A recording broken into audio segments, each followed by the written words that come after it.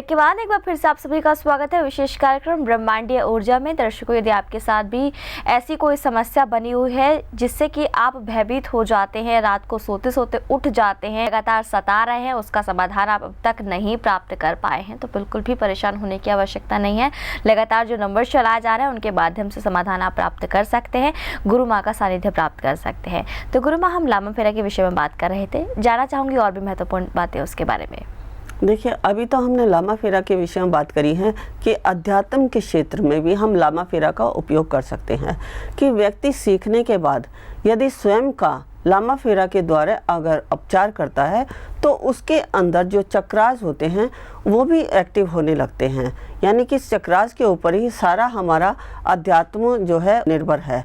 यदि जिसके चक्रास एक्टिव हो गए, जिसके चक्रों का भेदन हो गया, उसने अध्यात्म के स्तर को प्राप्त कर लिया।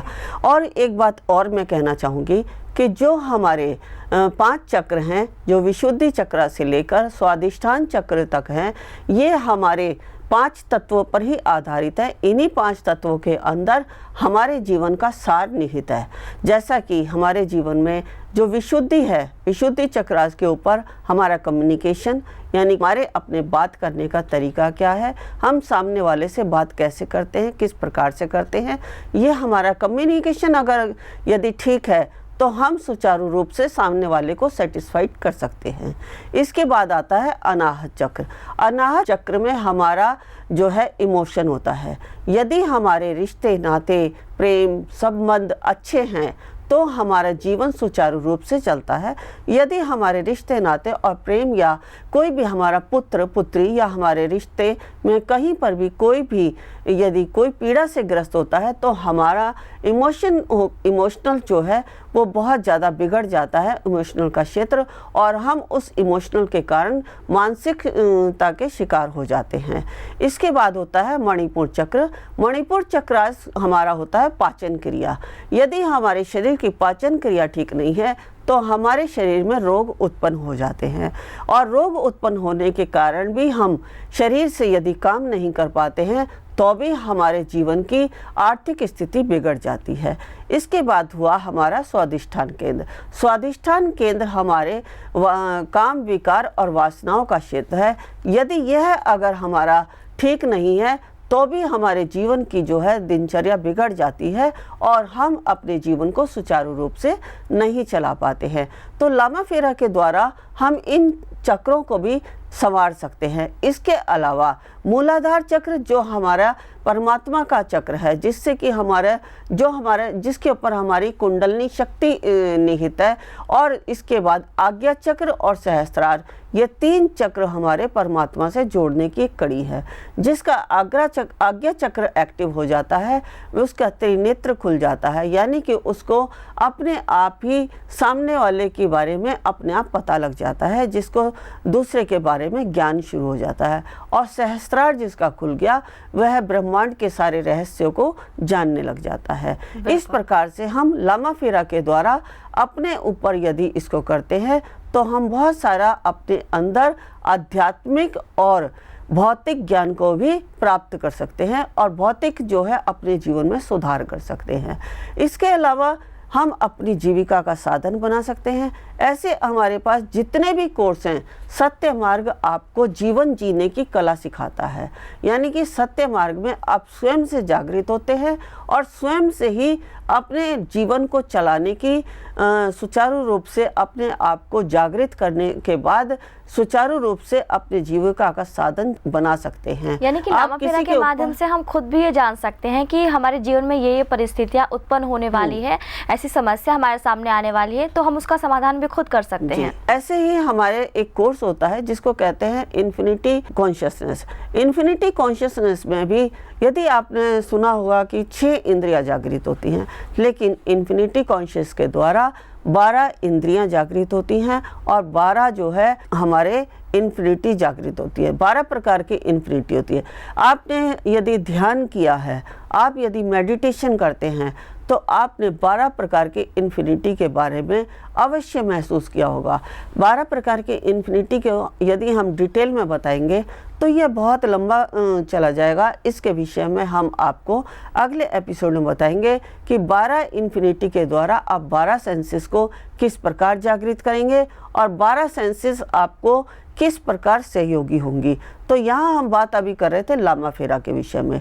तो लामा फेरा जो है हमारे जीवन का एक पहला विकल्प है जिसके द्वारा हम अनेकों प्रकार के रोगों से मुक्ति पा सकते हैं, अनेकों प्रकार के भूत प्रेत तंत्र मंत्र टोने टोटके से निजात पा सकते हैं, अनेकों प्रकार के अपने जो है जीवन से जुड़ी हुई समस्याओं से निजात पा सकते हैं और इसके अलावा अपने सगे संबंधी रिश्तेदारों को ठीक करके उनसे मान सम्मान पा सकते हैं।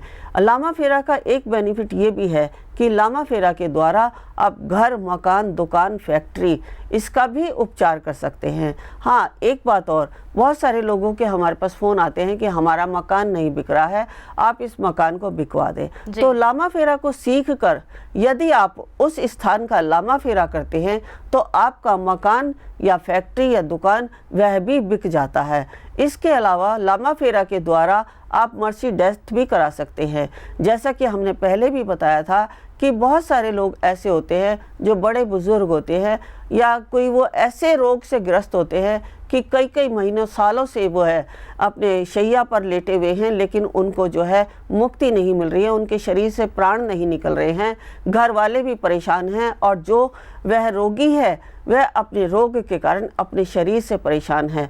तो ऐसी अवस्था में भी लामा फेरा आपका बहुत सहयोगी होता है। जब आप लामा फेरा करते हैं उस रोगी का, क्योंकि हमने देखा है कि उनके जो है घर वाले बहुत सारे उपवास बोलते हैं, कोई एकादशी के व्रत बोलता है, कोई गौदान बोलता है, कोई तीर्थ स्थानों पर जाने के लिए बोलता है कि यदि हमारे इनकी मुक्ति हो जाए तो हम ऐसा कर्म करेंगे। तो आपको ये सब करने की आवश्यकता नहीं, आप लामा फेरा के द्वारा भी उनकी मुक्ति कर सकते हैं।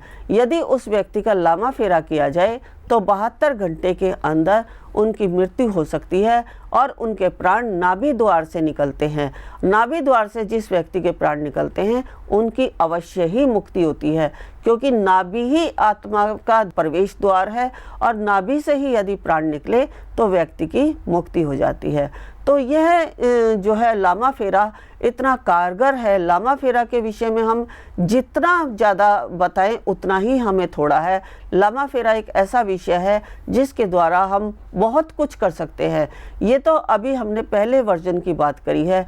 इसके बाद यदि हम दूसरे वर्जन की बात करते हैं जिसको कहते हैं एब्स्ट्रैक्ट। एब्स्ट्रैक्ट्स में क्या होता है, जैसे एस्ट्रोलॉजी के माध्यम से हमने शाल्विक मंत्र रहस्य बताया था कि 15 के यंत्र के द्वारा हम शाल्विक मंत्र रहस्य में उपचार करते हैं, ऐसे ही लामा फेरा को भी यदि एब्स्ट्रैक्ट लेवल पे जाते हैं तो 15 के यंत्र के माध्यम से ही हम व्यक्ति के राइट पोर्शन को और लेफ्ट पोर्शन के सारी जितनी भी समस्याएं होती हैं, पहले व्यक्ति की समस्या को देखा जाता है, फिर व्यक्ति की जो समस्या होती है उस समस्या को सोचकर उसी पार्ट को हम जो है उसका लामा फेरा करते हैं।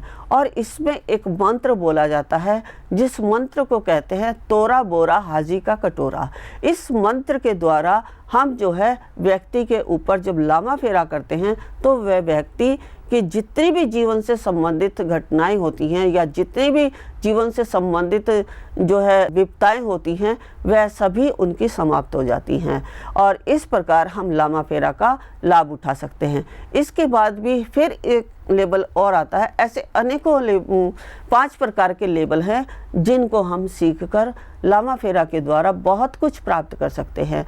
ऐसे हमारे पास बहुत सारे कोर्स हैं जिनको आप हमारी संस्था के द्वारा सीख सकते हैं, अपनी भी संस्था बना सकते हैं और इसके द्वारा आप अपनी जीविका का साधन भी बना सकते हैं। बिल्कुल, यानी कि स्टेप बाय स्टेप जब हम चलते हैं तो लामा फेरा के कोर्स को भी बखूबी सीख सकते हैं और अपने विचारों को भी शुद्धता प्रदान करा सकते हैं। तो दर्शकों, आपको यहाँ पर यही कहना चाहूँगी, यदि आपके साथ भी ऐसी कोई समस्या है, आप भी कोई कोर्स सीखना चाहते हैं संस्थान द्वारा, तो लगातार नंबर चलाए जा रहे हैं, आप हमें कॉल कर सकते हैं, व्यक्तिगत तौर पर मिल भी सकते हैं।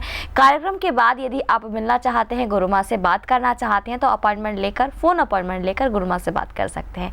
तो गुरुमा, आप समय हो चुका है आज के विशेष टिप का, जो कि है कि किस प्रकार से व्यक्ति एकाग्र हो सकता है। एकाग्रता बढ़ाने के लिए व्यक्ति ऐसे कौन से कार्य करे, कौन सा ऐसा मंत्र जाप करे, या फिर ऐसी कौन सी क्रिया वो करे जिससे कि एकाग्रता बढ़ा सके। देखिए, हमारे पास बहुत सारी कॉल्स आती हैं। आपने भी सुना है कि बहुत सारे लोग कहते हैं कि हम जो है अपनी साधना में एकाग्र नहीं हो पाते, या बहुत सारे माता पिता इस प्रकार की शिकायत करते हैं कि हमारे बच्चे जो है कंसंट्रेट नहीं कर पाते और उनका मन चंचल होता है। तो ऐसी अवस्था में आप ओम का प्रयोग करें।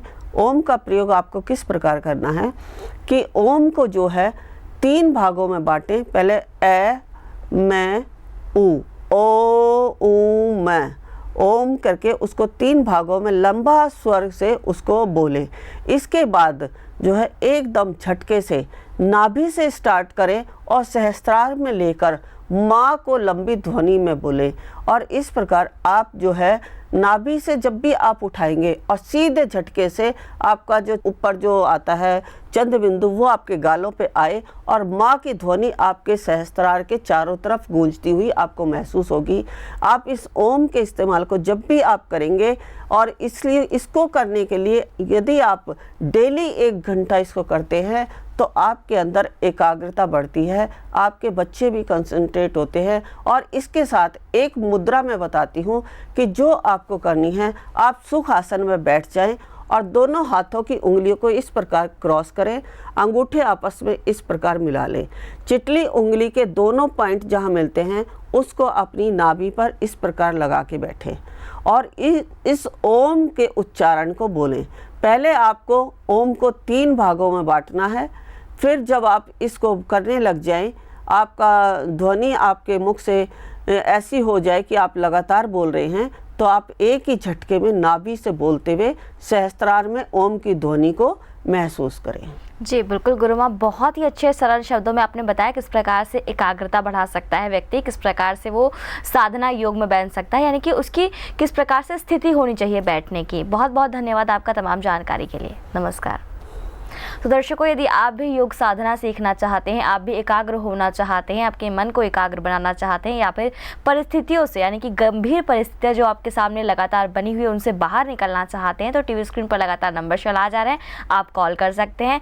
यंत्र मंगवाना चाहते हैं कि यंत्रों के माध्यम से आपकी तमाम परेशानियाँ दूर हो जाएँ, तो जो नंबर चलाए जा रहे हैं आप उस पर कॉल करके ऑर्डर प्लेस करा सकते हैं और तमाम जानकारी प्राप्त भी कर सकते हैं। आज के विशेष कार्यक्रम में बस इतना ही। मुझे दीजिए अनुमति। नमस्कार।